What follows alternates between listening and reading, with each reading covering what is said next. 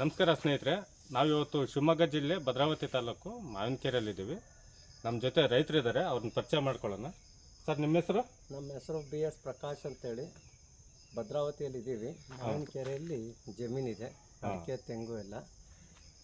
ಈಗ ಸರ್, ನಿಮ್ಮ ತೋಟಕ್ಕೆ ಏನೇನು ಹಾಕಿದ್ರಿ?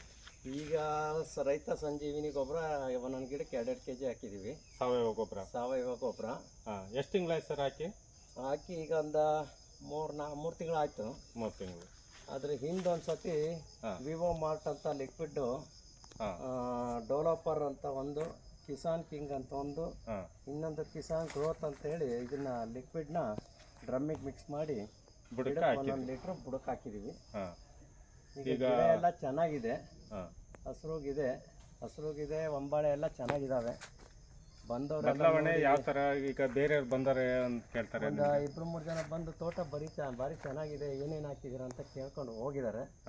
ಹೌದಾ, ನೋಡೋಣ ಮುಂದೆ ನಾವು ಇದು ಮಾಡ್ತೀವಿ ಅಂತ ಹೇಳಿ. ಈಗ ಹೋದ ಸಲ ನಿಮ್ಮದು ಹಿಂಗಾರು ಎಷ್ಟಿತ್ತು, ಎಷ್ಟು ಫಸಲಾಗಿತ್ತು? ಈ ಸಲ ಎಷ್ಟು ಬರ್ಬೋದು ಅಂತ ಅನಿಸುತ್ತೆ ನಿಮಗೆ? ಈ ಸತಿ ಹೋದ ಸತಿ 134 ಕ್ವಿಂಟಾಲ್ ಆಗಿತ್ತು.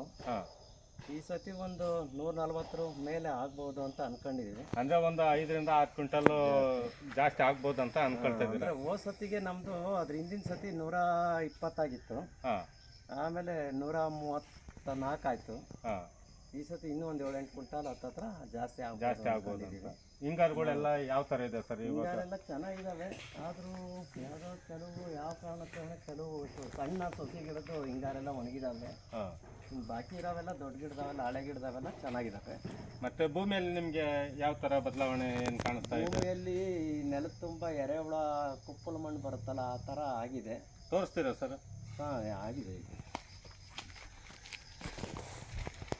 ಬನ್ನಿ, ಇದೆಲ್ಲ ಇದೆ ನೋಡಿ ಸ್ನೇಹಿತರೆ. ಇದೆಲ್ಲ ಎರೆಹುಳು ಮೇಲ್ಗಡೆ ಬಂದು ಹೋಗುತ್ತೆ. ಅದು ಯಾವಾಗ ಮಲ್ಟಿಪಲ್ ತಿಂದು ಮಣ್ಣು ಬಿಟ್ಟಾಗ ಈ ಥರ ಎಲ್ಲ ಆಗುತ್ತೆ. ಇವಾಗ ಇದೇನು ಕಾಣಿಸ್ತಿದೆ ಇಲ್ಲಿ ನೋಡಿ, ಫಾರ್ ಎಕ್ಸಾಂಪಲ್ ಈ ಕಡೆ ಇಟ್ಕೊಳ್ಳಿ. ಇಲ್ಲಿ ನೋಡಿ, ಇದು ಗರಿ. ಈ ಗರಿಯನ್ನು ಹಾಕಿರೋಂಥದ್ದು ಎರೆಹುಳು ತಿಂದ ಮೇಲೆ ಈ ಥರ ಆಗಿದೆ. ಈಗ ಇಲ್ಲೆಲ್ಲ ನೋಡ್ಬೋದು ಹೇಗಿದೆ ಅಂತ.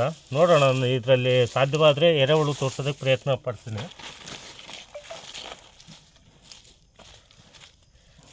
ನೋಡಿ, ಮಣ್ಣೆಲ್ಲ ಎಷ್ಟು ಸ್ಮೂತ್ ಇದೆ ಅಂತೇಳಿ ನೋಡಿ.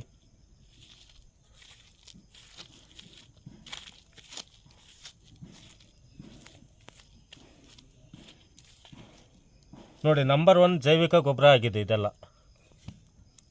ಮಣ್ಣು ಇದೆಲ್ಲ ಎರೆಹುಳು ತಿಂದಿರೋದ್ರಿಂದ ಜೈವಿಕ ಗೊಬ್ಬರ ಆಗಿದೆ. ಈ ಕಡೆ ಎಲ್ಲ ನೋಡ್ಬೋದು, ಅದೆಲ್ಲ ತೋರಿಸಿ. ಮುಂದ್ಗಡೆ ಬನ್ನಿ. ಈಗ ಮೇಲ್ಗಡೆ ತೋಟ ನೋಡೋಣ ಸ್ನೇಹಿತರೆ, ಯಾವ ಥರ ಇದೆ ಅಂಥೇಳಿ. ನಿಮಗೆ ಹಿಂಗಾರುಗಳು ಹೆಂಗಿದೆ, ಗರ್ಭ ಯಾವ ಥರ ಇದಾವೆ ಅಂಥೇಳಿ ಹಾಗೆ ತೋರಿಸ್ತಾ ಹೋಗ್ತೀನಿ.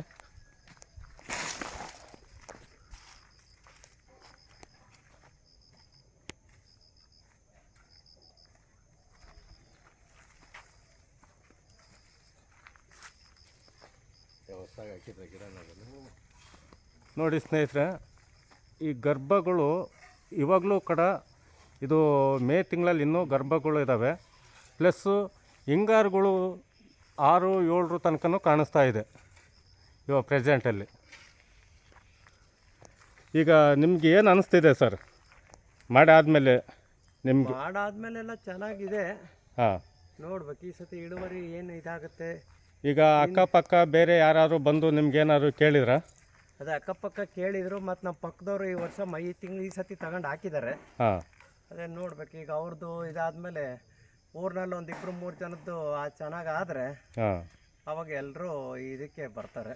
ಅವ್ರು ಏನು ಹೇಳ್ತಿದಾರೆ ಸರ್ ಇವಾಗ? ಅವರು ತಗೊಂಡು ಮಾಡಿರ ಅಂತ ಹಾಕಿರೋದ್ರಿಂದ ಇನ್ನೂ ಏನಿಲ್ಲ. ನೆಕ್ಸ್ಟ್ ಡೇ ಅವ್ರದ್ದು ಏನೇ ರಿಸಲ್ಟ್ ಬಂದರೂ ನೆಕ್ಸ್ಟ್ ಡೇ ಕೇಳಬೇಕು.